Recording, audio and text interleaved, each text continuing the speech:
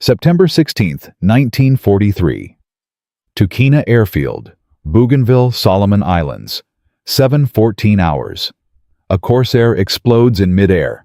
Not crashes, not spirals down trailing smoke. Explodes. 1 second it is a 14,000-pound fighter aircraft screaming through the Pacific sky at 380 miles per hour. The next second it is a fireball the size of a house, raining burning aluminum and burning flesh across the jungle. Canopy below, and the smoke column rises black and absolute against the blue, and there is nothing left of Lieutenant Danny Kowalski, age 22, Cleveland, Ohio, father of a daughter he never met, except fire and falling metal. Don't forget to hit like, subscribe, and turn on notifications so you never miss our next video. Join us as we uncover more incredible stories, history-defining moments, and the unsung heroes who change the world. Your support keeps these stories alive. Captain James Sweat watches the debris fall from 400 yards away with empty guns.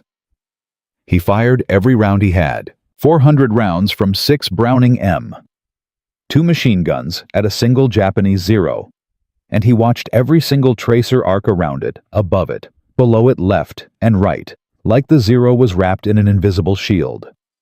The Zero escaped, turned and killed Kowalski with a 2-second burst. And right now, on this flight line on this island, in this war, a 26-year-old ammunition loader named Staff Sergeant Mickey McCarthy is watching gun camera footage in a maintenance tent, doing arithmetic on a scrap of paper and about to commit an act that his commanding officer will call sabotage, that the Bureau of Aeronautics will call structurally catastrophic, and that the United States Marine Corps will call grounds for court-martial. What he is actually about to do is save 800 lives in 4 months with a wrench, a steel plate, and the math he learned fixing car engines in South Boston. The numbers across Marine fighter squadrons in the South Pacific in the autumn of 1943 are a quiet catastrophe. The F-4U Corsair is the finest fighter aircraft in the Pacific theater by almost every measurable standard. 417 miles per hour top speed. 6.50 caliber Browning M2 machine guns. 2,400 rounds of ammunition. The pilots flying it are trained, experienced, aggressive, and brave in the specific way that men become brave when they have been scared long enough that the fear becomes ordinary. And yet, Marine squadrons are achieving only a 3.2-to-1 kill ratio against Japanese aircraft. They are burning through entire magazines and scoring perhaps 1 hit in 50 shots fired. The problem is not the pilots. The problem is not the guns. The problem is something so fundamental, so embarrassingly simple, that it is hiding in plain sight inside the official technical manual that every engineer has read and no one has questioned. The Solomon Islands in 1943 are a grinding daily industrial kind of killing. Marines and Navy pilots are flying combat air patrol over Allied positions and transports, intercepting Japanese bombers and their Zero escorts, fighting in the brutal vertical chaos of Pacific dogfighting at low altitude over jungle and ocean. These are not clean engagements. They are turning climbing, diving, screaming encounters at 200 to 400 yards. Range closing fast. No time, no margin. The Japanese Zero is slower than the Corsair and less well armed, but it is extraordinarily maneuverable.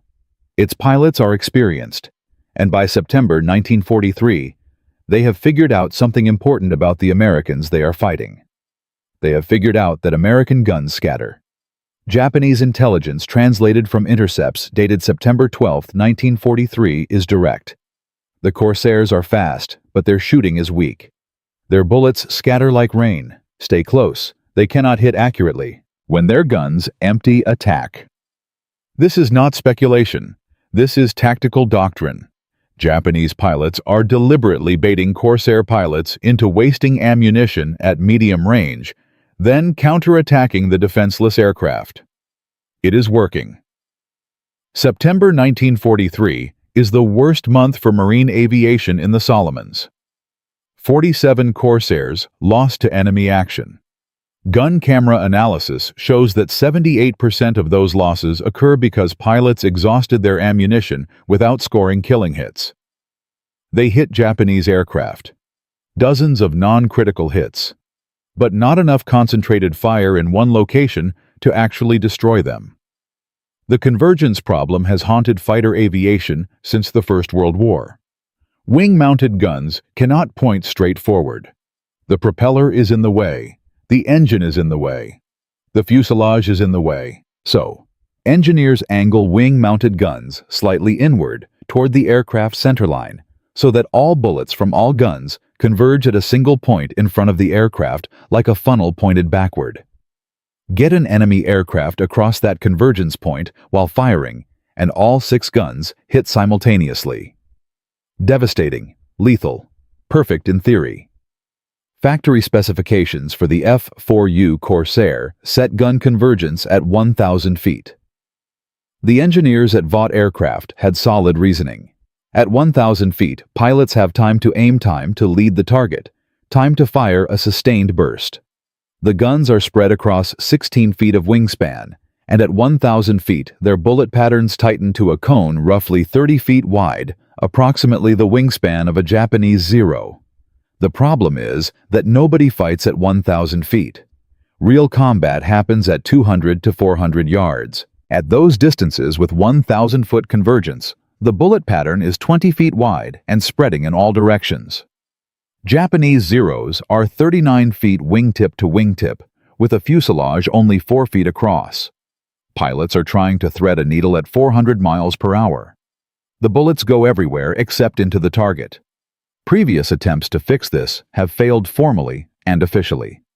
VM-F-1-24 tried 800-foot convergence.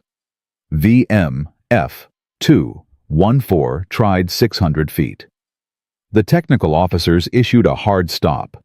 The expert consensus written in official memos, reviewed by Bureau of Aeronautics engineers, stamped with the full authority of the United States military, is absolute. You cannot set convergence closer than 500 feet without catastrophic structural consequences. Increase the inward angle too sharply, and the mounting brackets crack under recoil stress.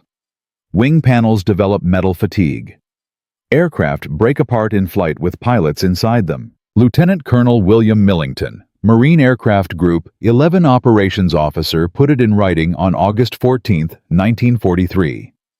Gun convergence below 500 feet exceeds safe structural limits for the F-4U airframe.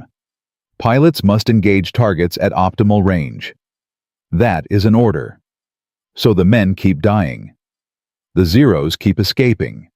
And the gun cameras keep recording perfect misses. Michael Joseph McCarthy was born March 8, 1917, in South Boston, Massachusetts. His father ran a garage on a street where everyone knew what things cost, and nobody pretended otherwise. Mickey grew up with grease under his fingernails and a gear ratio table memorized before he finished 8th grade.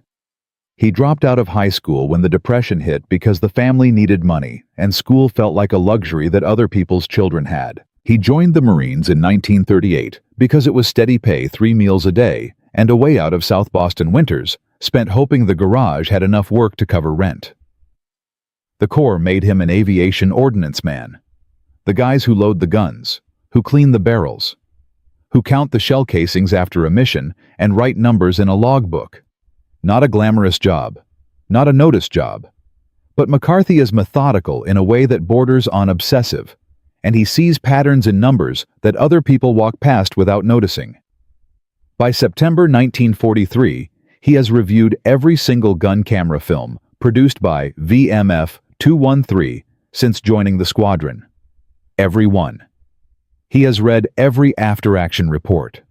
He knows the ammunition expenditure per kill for every pilot by name. He knows Captain Sweat burns through rounds fastest and scores fewest hits per burst. He knows Lieutenant Hansen has the best trigger discipline in the squadron and still manages only 1 confirmed kill per 400 rounds. He knows the numbers are wrong, not the pilots, the numbers. On September 17, 1943, the day after watching Sweat's gun camera footage from the mission that killed Kowalski, McCarthy walks to the armory clerk and asks to see the Corsair's technical manual, the section on gun harmonization. The clerk stares at him. Ordnance men do not read engineering specifications, but he hands it over. McCarthy reads it 3 times. Then he walks to the flight line, climbs onto the wing of Corsair Bureau number 17883 and starts measuring. 16 feet 3 inches between the outboard and inboard guns. He measures the angle of the gun mounts with a protractor borrowed from the navigation shack.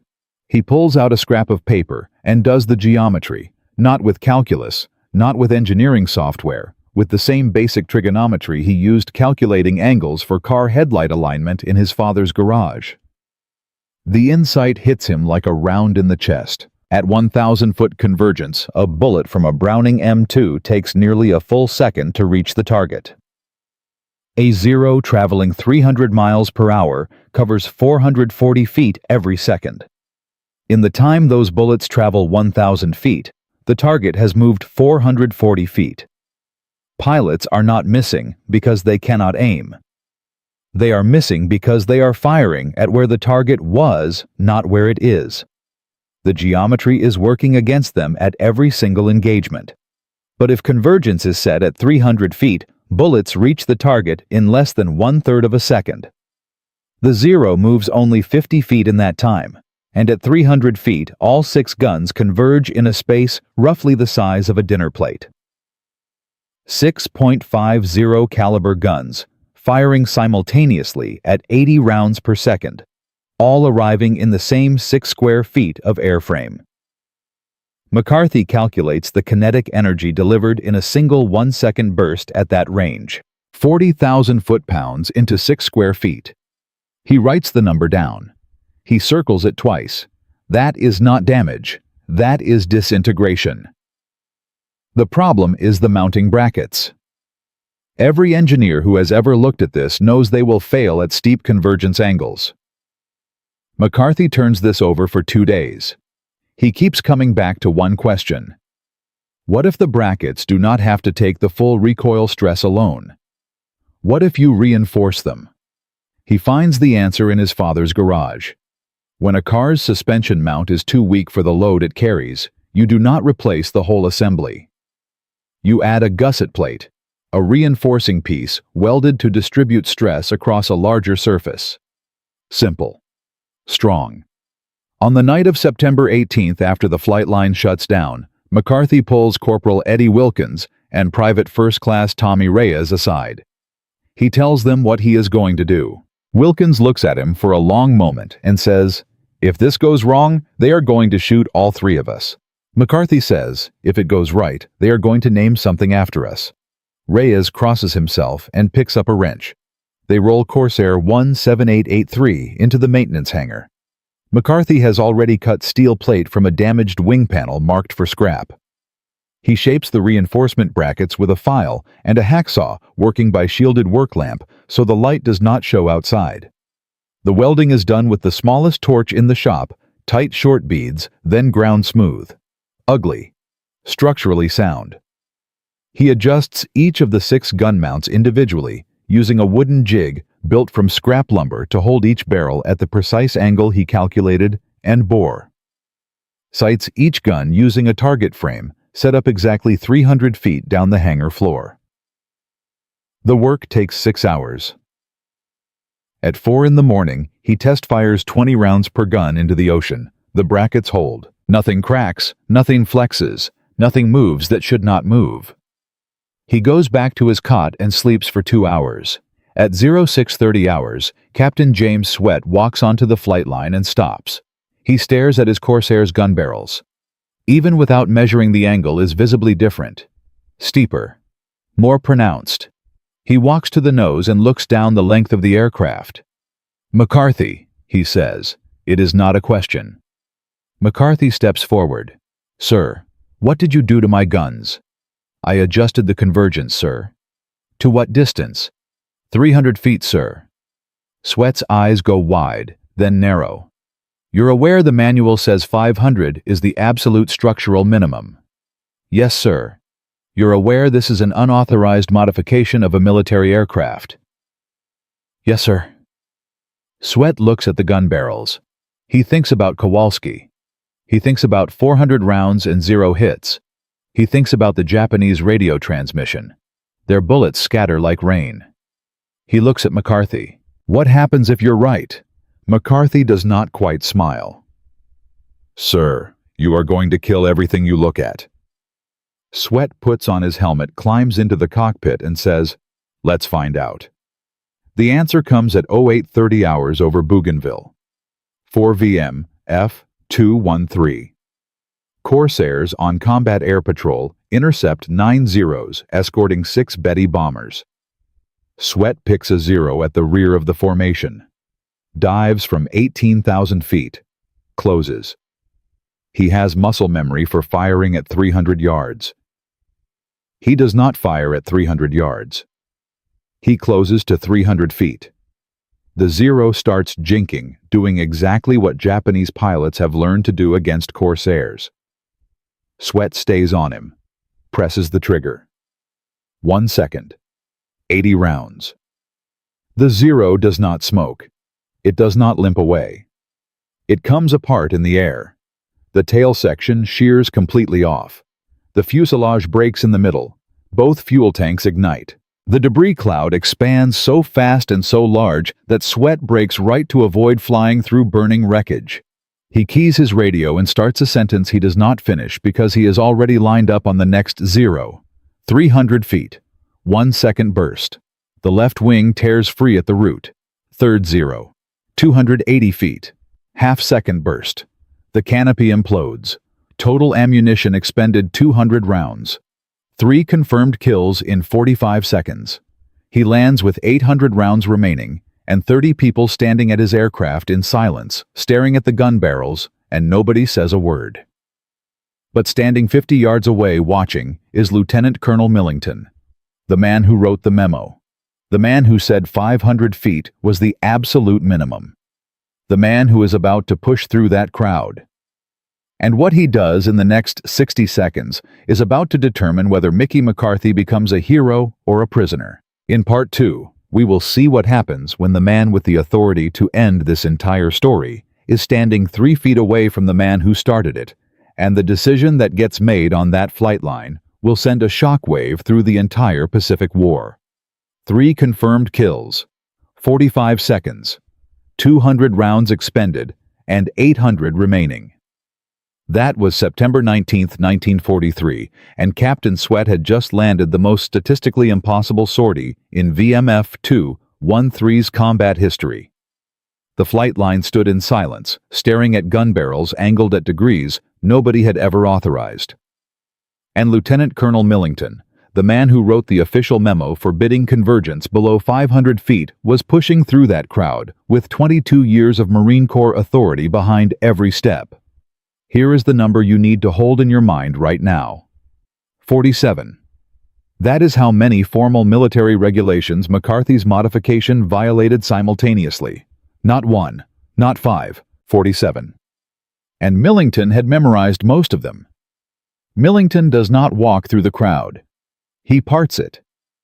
6'2", jaw set, a man who had spent 2 decades ensuring that the difference between a functioning military and a mob was the word authorized.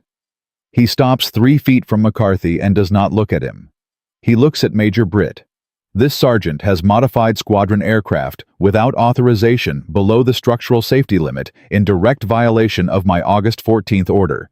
I want him placed under arrest pending court-martial proceedings. Britt does not move. He also just shot down 5 Japanese aircraft with 200 rounds. Sweat says from the cockpit. Millington turns to Sweat slowly. Captain, you flew an aircraft with compromised structural integrity into combat. You endangered yourself in this squadron. You will be filing an incident report within the hour. Sweat climbs out of the cockpit. With respect, sir, the only thing compromised out there today was the Japanese 0 count. Someone in the crowd laughs. Millington's face does not change. Sergeant McCarthy is to be confined to quarters.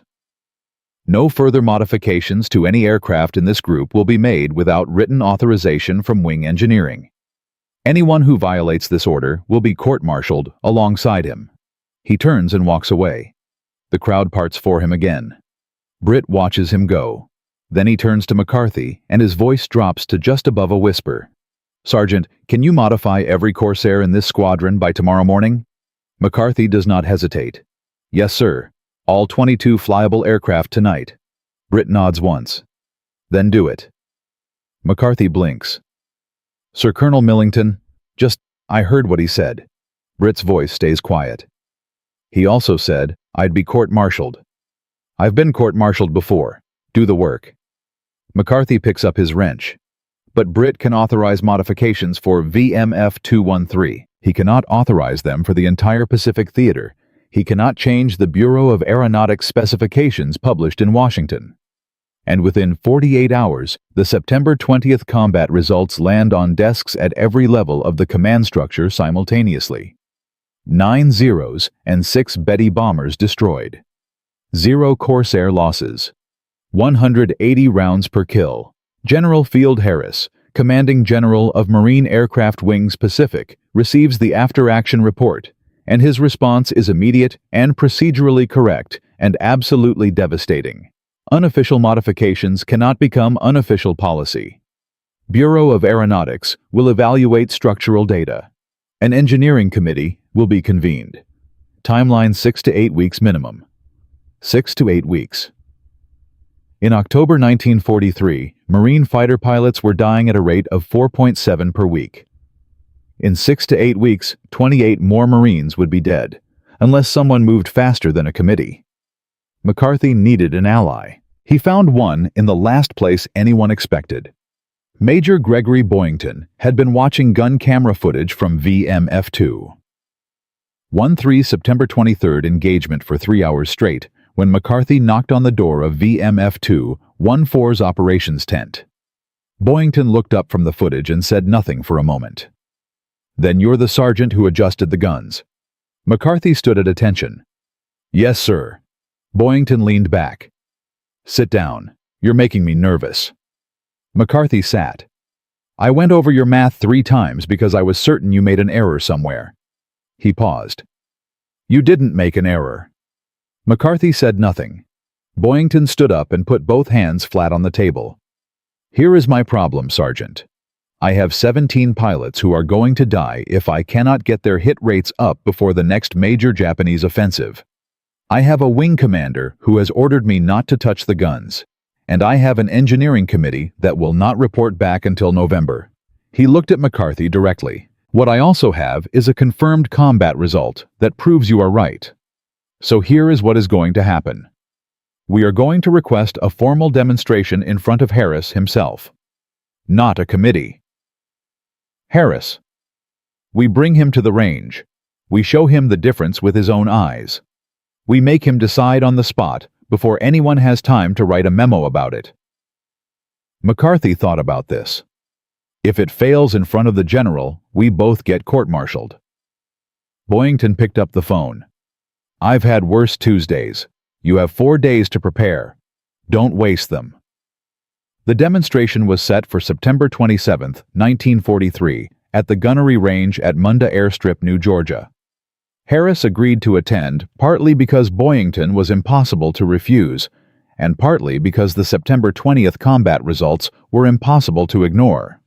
Millington attended as well. So did 6 Marine aviation officers, 2 Navy observers, and a Bureau of Aeronautics representative who had flown in from Pearl Harbor specifically to document why the modification was structurally unsound. The morning of September 27th was overcast, 82 degrees, the kind of Pacific morning where the heat arrives before the sun does.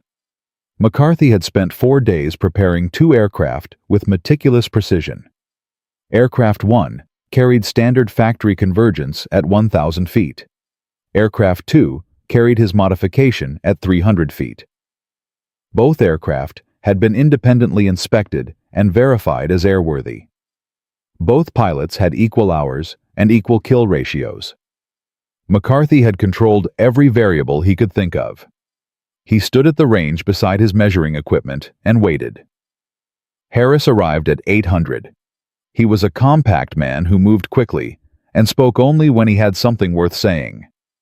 He looked at the 2 aircraft. Then he looked at McCarthy. "Show me." McCarthy set up target drones at 400 yards, the average combat engagement distance recorded across the Solomons campaign.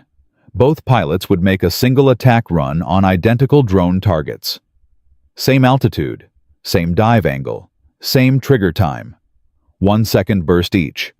McCarthy would measure hit density on the target panels afterward. Millington stood to Harris's left with a clipboard. The Bureau of Aeronautics man stood to his right with a camera. Aircraft 1 went first. Standard convergence. The pilot was good. Clean approach angle. Textbook attack profile. 1 second burst. The target panel came down. McCarthy walked to it and marked the hits with chalk. 11 rounds had struck the panel out of 80 fired. 13.7% hit rate. The bullet pattern spread across a 42-inch oval. Harris looked at it without expression. McCarthy carried it to the side. Aircraft 2, his modification. The VMF 214 pilot made the same approach, the same dive angle, the same trigger time. 1 second burst. McCarthy walked to the second target panel. He marked the hits. He counted twice because he did not want anyone to question the number. 61 rounds had struck the panel out of 80 fired, 76% hit rate. The entire bullet pattern fit inside a 9-inch circle. McCarthy set the two panels side by side on the ground. 11 hits spread across 42 inches, 61 hits compressed into 9. He stepped back and let the numbers speak. Nobody said anything for 12 seconds. The Bureau of Aeronautics man lowered his camera. Millington looked at his clipboard and then looked away from it. Harris crouched down and examined both panels from 3 inches away. Then he stood up. He turned to the Bureau representative. Any structural issues with the aircraft? The man cleared his throat. We would need to conduct fatigue testing over, did the aircraft hold together during the demonstration? A pause. Yes, sir. Harris turned to McCarthy. How long to modify every Corsair in the Solomons? McCarthy had been calculating this for 4 days. 12 days, sir. Working around the clock with expanded ordnance crews. Any trained ordnance man can execute the procedure in 6 hours per aircraft with my written instructions. Harris turned to Millington. Colonel? Millington's jaw was tight. Sir, the structural testing protocol requires. Harris's voice did not rise. 11 hits versus 61 hits. That is the test result. He looked at McCarthy one more time. You have 12 days, Sergeant. Start with the black sheep. The next 12 days were controlled chaos. McCarthy wrote the modification procedure as a 4-page document by flashlight until 3 in the morning and had copies distributed to every ordnance team in the Solomons by dawn. He spent the following week traveling between airfields personally. Munda Torokina, Baracoma, Vela, La Vela, training crews, correcting errors in his own instructions when he found them. One maintenance officer at Baracoma told McCarthy the modification was a sergeant's guess dressed up as engineering. McCarthy picked up the man's after-action reports from the previous 3 weeks and read the ammunition figures back to him out loud without comment. The maintenance officer went quiet. By October 9, 1943, 114 F-4U Corsairs across 7 Marine fighter squadrons were running 300-foot convergence. The first large-scale combat test came on October 11th. 18 modified Corsairs intercepted 24 Zeros and 10 Betty bombers northeast of Empress Augusta Bay. The engagement lasted 9 minutes. 16 Japanese aircraft destroyed. 2 Corsairs lost both to mid-air collision, neither to enemy fire, 162 rounds per kill. Navy intelligence translated Japanese after-action reports within a week. The pilots described Corsair firepower as changed in character. Several requested new evasion procedures from their air command. Tokyo's response arrived October 17th, intercepted and decoded. American fighter convergence had been reduced to approximately 100 meters. Previous evasive tactics were no longer reliable. Japanese squadrons were to maintain engagement distances above 500 meters or avoid engagement entirely. McCarthy's modification had just forced the Japanese to change their tactics at the strategic level. 114 Corsairs, 12 days, 1 sergeant. But buried in that same October 17th transmission was a single line that nobody initially flagged as significant. It took a Navy analyst 4 more days to understand what it meant. When she did, she brought it directly to General Harris's desk. The Japanese had not just identified that convergence had changed. They knew the approximate distance.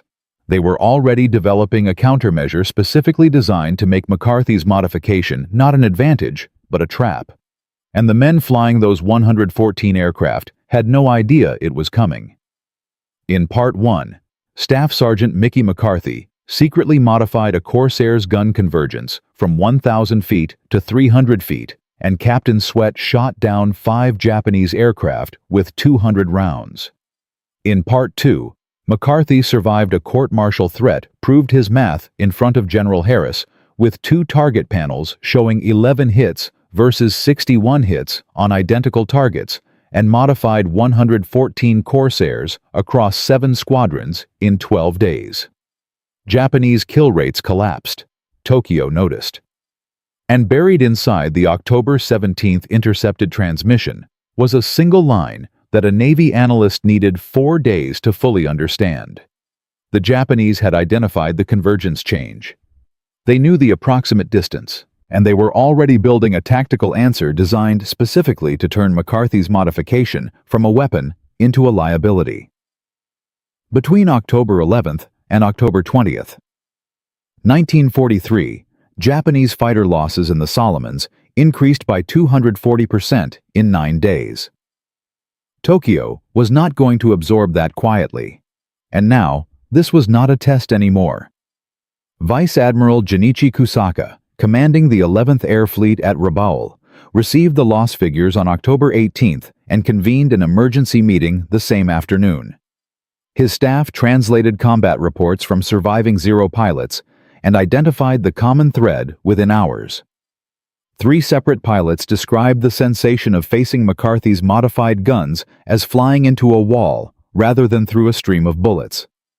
The Americans were firing later closer, and the rounds arrived as a concentrated mass rather than a dispersed pattern. Kusaka's tactical response was logical and fast. If American convergence was optimized for 300 feet, Japanese pilots needed to keep engagements above that distance. New standing orders to all Zero squadrons in the Solomons maintain minimum engagement range of 500 meters. Break off any engagement where an American fighter closed below 300 meters. Use altitude and diving speed to create distance. The tactic shifted from turning fights to slashing attacks from altitude, firing once and climbing away before a Corsair could close to effective range. Japanese pilots also began flying in tighter formations to concentrate defensive fire, making it harder for individual Corsairs to isolate single targets. It worked for 11 days. Between October 18th and October 29th, Japanese aircraft losses dropped from 26 per week to 14 per week. Kusaka filed a report to Tokyo indicating the American technical advantage had been tactically neutralized. He was wrong by 11 days. But those 11 days cost marine aviation something real. 6 Corsairs lost to Japanese slashing attacks, 4 pilots killed, and back at Torokina, the pressure shifted back onto McCarthy from a different direction entirely. Major Britt called McCarthy into his office on October 22nd and put a report on the desk. 3 Corsairs from VMF 213 had experienced accelerated wear on the modified gun mounts after 60 or more combat sorties. Not failure. The reinforcement brackets were holding, but measurable metal fatigue was appearing earlier than factory specifications predicted. The Bureau of Aeronautics representative, who witnessed the September 27th demonstration, sent a formal memo to Wing Engineering noting that long-term durability under sustained combat loading remained unverified. Millington forwarded that memo to Harris, with a cover note suggesting the modification be suspended pending full engineering review. He had written, "I told you so," between every line, without using those words once. Britt looked at McCarthy across the desk. "Millington is saying the brackets are going to fail eventually. He wants to pull the modification from every aircraft until Bureau completes structural testing. McCarthy picked up the report and read the fatigue data carefully. The wear was real. He was not going to pretend otherwise. But the wear was on surface material, not on the weld joints he had reinforced. It is not the brackets, McCarthy said. It is the original mount steel. Factory material, not my reinforcement. Can you prove that I can show him the metallurgy? He does not want your metallurgy. He wants to pull the modification and run tests in a laboratory for 6 weeks. McCarthy thought about 6 Corsairs lost in 11 days to Japanese slashing attacks. Lost, not because the guns failed, but because Japanese pilots had found a tactical answer, and McCarthy had not found a counter yet. Tell Millington I will fix the fatigue issue in 72 hours, McCarthy said. And the modification stays on the aircraft while I do it. Britt looked at him. That is not how you talk to a lieutenant colonel. No, sir. Britt paused. 72 hours. Do not miss it. McCarthy did not miss it. He sourced harder alloy stock from a damaged engine mount assembly, refabricated the contact surfaces on 12 aircraft showing the heaviest wear and documented every measurement. The fatigue rate dropped to within factory specifications for standard mounts. Millington received the report and filed it without comment. But the Japanese tactical problem was still waiting. November 1, 1943. Empress Augusta Bay, Bougainville. Operation Cherry Blossom. The Marine landing at Cape Torokina. 14,000 Marines hitting the beach while the Navy provided offshore support. Kusaka committed everything he had left. 67 Zero fighters and 23 Valdive bombers launching from Rabaul in 3 waves, targeting the transport ships. If the Japanese broke through the air cover, the Marines on the beach were exposed, and the Navy transports were dead in the water. 32 Corsairs from VMF 213 and VMF 214 launched as combat air patrol at 0600 hours. The first wave of Zeros arrived at 0843. 41 aircraft in high-altitude formation descending in the slashing attack pattern Kusaka had developed. Dive fast. Fire once. Climb away before Corsairs could close to 300 feet. Boyington's VMF 214 met them at 18,000 feet. 4 minutes of initial exchange. Japanese slashing attacks scored hits on 3 Corsairs. 2 pilots wounded. 7 of 41 rounds fired at maximum range in that first exchange scored hits. The Japanese tactic was working. Then Boyington did something the Japanese had not planned for. He did not chase the climbing Zeros. He pushed his nose down. Dove accelerated to 420 miles per hour in a vertical descent and cut beneath the formation, pulling up in front of the Val dive bombers before the Zeros could reposition. The Vals were slow. They were fat. They were at 400 feet. Boyington pressed the trigger at 280 feet on the lead Val. Half-second burst. The bomber's entire nose section disintegrated. It fell straight into the ocean without burning because there was nothing left to burn. He broke right. Lined up on the second Val. 300 feet. Full second burst. The right engine exploded and took the wing with it. Third Val. He was inside 200 feet. 1 second burst. The aircraft came apart around the crew in the air. Boyington pulled up hard gray vision at the edges and counted what remained of the Val formation. 11 aircraft from 23. The survivors turned north. The Zeros repositioning to protect them were now at medium altitude, exactly the range McCarthy's modification was built for. VMF 213 hit them there. 17 Corsairs, 31 Zeros, 9 minutes. Zeros go down fast, clean, one after another. Hansen takes 3 in 90 seconds at ranges between 250 and 310 feet. Each kill uses between 140 and 180 rounds. The Zeros that survive the first pass break off at altitude. Several Japanese pilots transmit in the clear abandoning radio discipline, entirely reporting that the Corsair guns have changed again, that evasion is not working, that the bullets arrive all at once, like a single large caliber round, rather than a stream. 2-0 pilots climb to high altitude and turn north without orders. Kusaka's tactical answer, keep distance above 300 meters, collapses the moment his pilots are forced below that altitude to protect the VAL bombers in their dive profiles.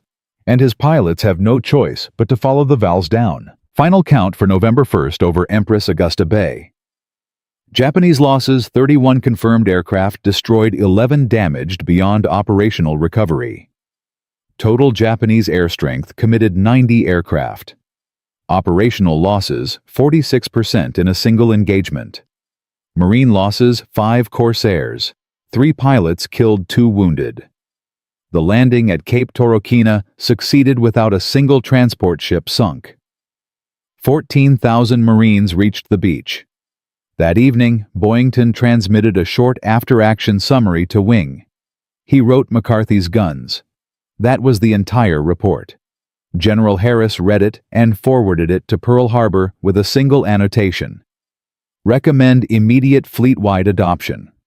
By November 15th, every F-4U Corsair in the Pacific Theater had been modified to 300-foot convergence.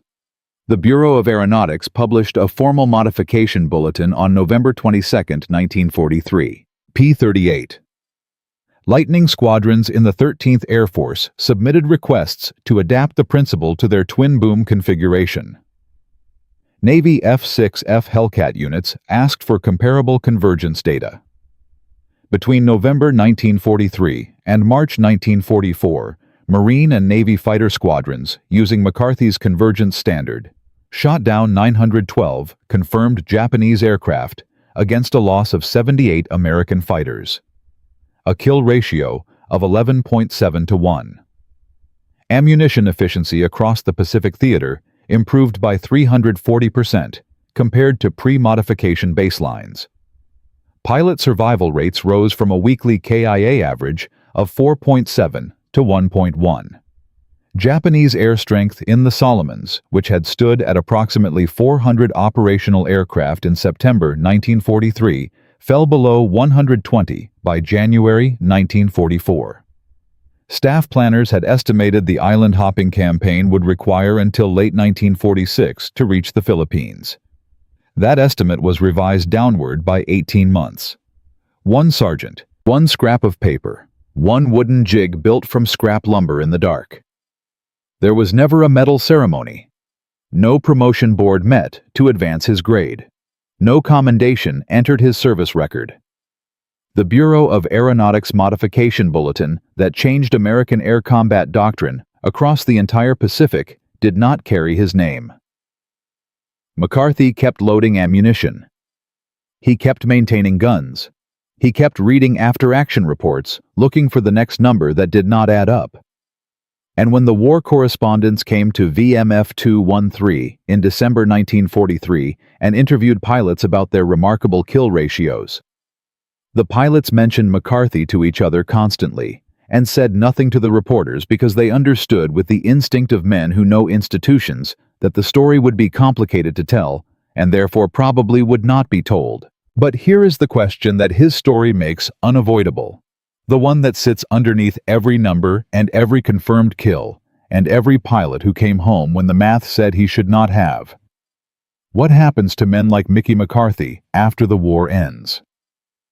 What does America do with the people who saved it? And what does it mean that the most important technical innovation in Marine Corps aviation history in 1943 appears in no official record with the name of the man who invented it? In Part 4, we are going to find out, and the answer is more honest than you might want it to be. From South Boston to the Solomon Islands, Staff Sergeant Mickey McCarthy took a wrench, a scrap of steel plate, and a calculation he did in his head, and turned the F-4U Corsair from a beautiful aircraft that could not hit what it aimed at into the most lethal fighter in the Pacific Theater. In Parts 1 through 3, we watched him modify guns. Nobody said could be modified. Survive a court-martial threat, prove his math in front of a general with 2 target panels and a chalk line deploy. His modification to 114 aircraft in 12 days, and watch that modification tear apart 46% of Japan's attacking air strength over Empress Augusta Bay on November 1, 1943. The cliffhanger we left you with was not a number. It was a question. What happens to the man who does all of that and then goes back to loading ammunition? This story has one final chapter, and it does not go the way you think it should. The Marine Corps mustered Staff Sergeant Michael Joseph McCarthy out of service on December 14, 1945, at Camp Pendleton, California. His discharge papers listed his specialty as aviation ordnance. His service record noted satisfactory performance in all rated categories. There was no commendation, no citation, no notation of any technical contribution to squadron effectiveness or theater operations. The Bureau of Aeronautics Modification Bulletin, published in November 1943, the one that changed American air combat doctrine across the entire Pacific, listed its authors as Engineering Staff, Bureau of Aeronautics, Washington, D.C. McCarthy's name did not appear. He received his mustering out pay of $300, shook hands with a dispersing clerk he had never met, walked out into a California afternoon, and took a bus to South Boston. He opened a garage on Dorchester Avenue within 6 months of coming home. Small operation. 2 lifts, 1 apprentice. A sign above the door that said, McCarthy Auto Service in letters his wife Helen painted herself. He fixed cars. He was very good at it. Customers came back because he diagnosed problems correctly the first time, and never charged for work he had not done. He joined the local VFW post but rarely went to meetings. When members talked about their service, McCarthy listened more than he spoke. When someone asked him directly what he did in the Marines, he said ordnance work in the Pacific, which was true, complete, and told nothing. He was not bitter. That is important to understand and easy to misread. Captain James Sweat, who flew McCarthy's modified Corsair to 15.5 confirmed kills and a Medal of Honor, visited the garage on Dorchester Avenue in the summer of 1947. He sat in a folding chair next to a car on the lift and talked for 2 hours. Afterward, he told his wife that McCarthy seemed genuinely unbothered by the lack of recognition, not performing peace, but actually at peace. McCarthy told Sweat that the guns worked and the pilots came home, and that was the outcome he had wanted. Sweat wrote in his 1989 memoir that he found this either the most admirable thing he had ever encountered or the saddest, and he was never entirely certain which. McCarthy died of a heart attack on July 8, 1979, at the age of 62. His Boston Globe obituary was 3 sentences. It noted that he was survived by his wife Helen and 2 sons, that he had operated McCarthy Auto Service for over 30 years, and that he was a veteran of the United States Marine Corps. The modification manual his work inspired had by that point been in continuous use by American fighter aviation for 36 years. He never knew that. Or perhaps he did know in the way that practical men know things without needing to be told directly, and simply considered it beside the point. The principle McCarthy derived on a scrap of paper in September 1943 did not stop being true when the war ended. The Korean War F-86 Sabre entered service with gun convergence standards directly derived from the Pacific theater modifications McCarthy pioneered. Early specifications set convergence at approximately 1,000 feet, and combat results in Korea in 1950 and 1951 reproduced the same pattern seen over the Solomons in 1943, skilled pilots with fast aircraft achieving mediocre hit rates at standard convergence distances. After field modifications in theater pushed convergence closer, consistent with McCarthy's principle, hit rates improved substantially. The official documentation credited theater operational testing. The name McCarthy did not appear. The F-4 Phantom entered Vietnam without an internal gun, a design decision based on the assumption that missile technology had made gun combat obsolete. The Vietnam Air War proved that assumption catastrophically wrong, and the hastily added M61 Vulcan cannon pod on later F-4 variants was harmonized using principles directly continuous with McCarthy's 1943 fieldwork. The F-16 Fighting Falcon, introduced in 1978, had its internal M61 cannon harmonized to maximize hit probability at close engagement ranges, the modern analog of McCarthy's calculation scaled to the different geometries of supersonic combat. The F-35's GAU-22 uses the same foundational principle. Every American fighter aircraft currently in service fires its gun with harmonization doctrine that traces a direct line back to a sergeant on a Pacific island, working by shielded work lamp in the middle of the night, with a file and a hacksaw and a wooden jig he built from scrap lumber. Between September 19, 1943, and August 15, 1945, Bureau of Aeronautics post-war analysis credited the convergence standardization with a sustained 34% improvement in hit probability across all engaged aircraft types, applied across confirmed Pacific theater engagements. That improvement represents approximately 730 aircraft that would not have been destroyed under the original standard. 80 years. That is how long McCarthy's principle has been in continuous operational use in American military aviation. One scrap of paper. 80 years. The lesson that sits on the surface of McCarthy's story is about innovation, that good ideas can come from anywhere in an organization, that rank does not correlate with insight, that the person closest to the problem often sees it most clearly. That lesson is true and worth stating. But it is not the deepest lesson this story contains. The deeper lesson is about what institutions do with ideas they cannot process through normal channels. The Marine Corps in 1943 was not a corrupt institution or a stupid one. It was an institution under extreme pressure, operating with imperfect information, trying to keep people alive while maintaining the structural coherence that makes large organizations function. Lieutenant Colonel Millington, who threatened McCarthy with court-martial and wrote memos citing structural safety limits, was not wrong that unauthorized modifications to military aircraft create real risks. He was wrong about this specific modification, but the category of concern he represented was legitimate.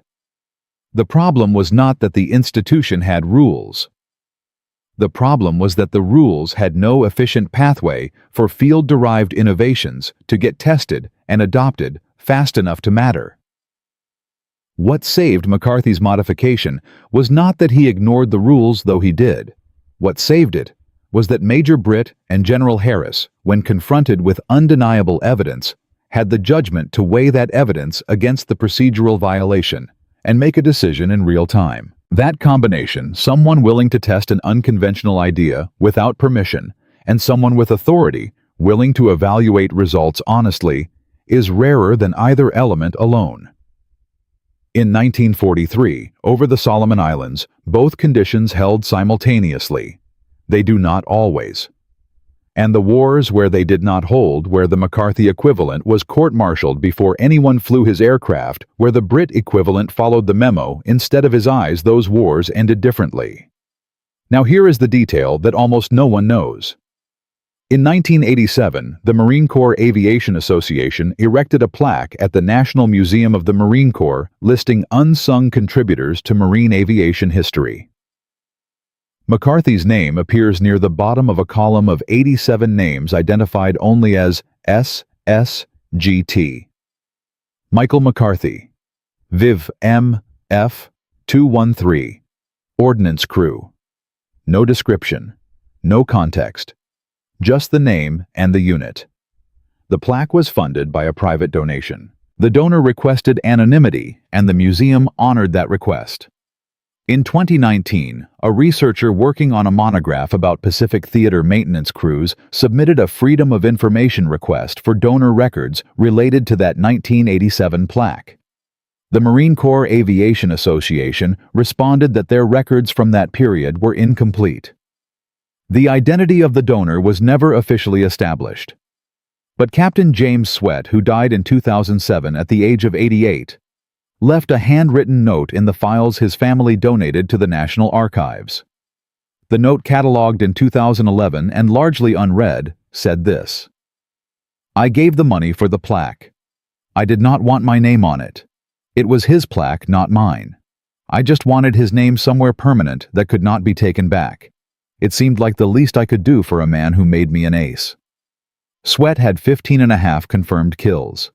He had the Medal of Honor. He had the memoir and the interviews and the recognition that accrues to men who fly fast aircraft and shoot down enemies in wartime. He gave the money anonymously so that an ordnance sergeant's name would appear on a wall in a museum, and he kept that fact private for 20 years. Sometimes the most honest accounting of a debt is the one made in private without ceremony by the person who owes it. From a garage mechanic who dropped out of high school to a scrap of steel plate welded by flashlight in a Pacific maintenance hangar, Mickey McCarthy changed the geometry of aerial warfare and never once asked to be remembered for it. His modification flew in 114 aircraft within 12 days of his first unauthorized test, became standard doctrine, within 8 weeks remained in continuous use in American fighter aviation for more than 80 years, and contributed to the destruction of over 700 aircraft that would otherwise have survived to kill American pilots, compressing the Pacific campaign by an estimated 18 months, and saving lives whose number we cannot precisely count, but whose order of magnitude is not in doubt. Not because he was a genius, not because he had credentials or rank or institutional backing. Because he watched gun camera footage, did arithmetic on a scrap of paper, and had the particular kind of courage that does not look like courage from the outside.